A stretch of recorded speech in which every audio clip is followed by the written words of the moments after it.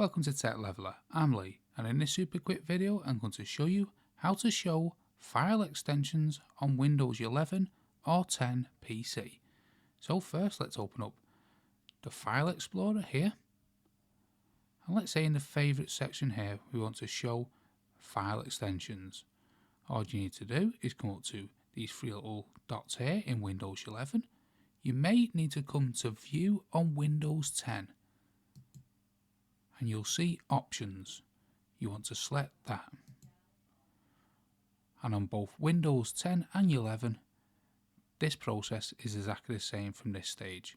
You want to select View here in the top tabs.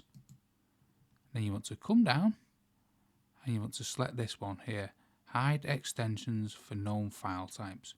You want to make sure that's unticked. Select Apply and then press OK. And as you can see, it now shows the file extensions. So that's how to show the file extensions on Windows 11 or Windows 10.